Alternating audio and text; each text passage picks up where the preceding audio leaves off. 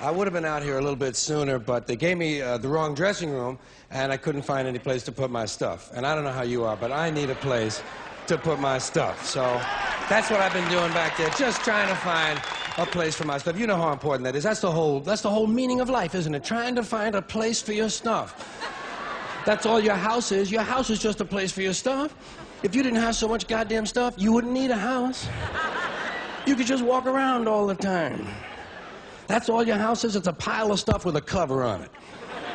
You see that when you take off in an airplane and you look down and you see everybody's got a little pile of stuff. Everybody's got their own pile of stuff. And when you leave your stuff, you got to lock it up. Wouldn't want somebody to come by and take some of your stuff. They always take the good stuff. They don't bother with that crap you're saving. Ain't nobody interested in your 4th grade arithmetic papers. They're looking for the good stuff. That's all your house is. It's a place to keep your stuff while you go out and get more stuff. Now, sometimes you've got to move. You've got to get a bigger house. Why? Too much stuff. You've got to move all your stuff. And maybe put some of your stuff in storage. Now imagine that. There's a whole industry based on keeping an eye on your stuff. Enough about your stuff. Let's talk about other people's stuff. Did you ever notice when you go to somebody else's house, you never quite feel 100% at home? You know why? No room for your stuff. Somebody else's stuff is all over the place. And what awful stuff it is.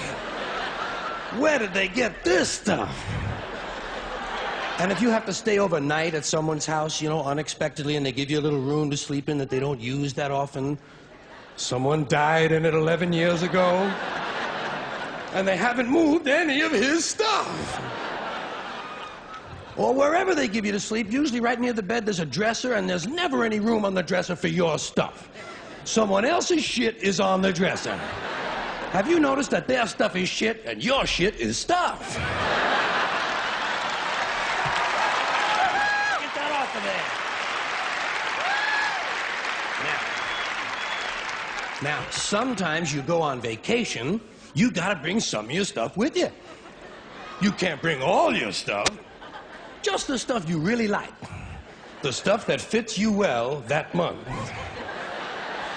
Let's say you're gonna go to Honolulu. You're gonna go all the way to Honolulu. You gotta take 2 big bags of stuff, plus your carry-on stuff, plus the stuff in your pockets. You get all the way to Honolulu and you get in your hotel room and you start to put away your stuff. That's the first thing you do in a hotel room is put away your stuff. I'll put some stuff in here, put some stuff down there. Here's another place for some stuff here. I'll put some stuff over there. You put your stuff over there. I'm putting my stuff over here. Here's another place for some stuff. Hey, we got more places than we've got stuff. We're gonna have to buy more stuff. Yeah.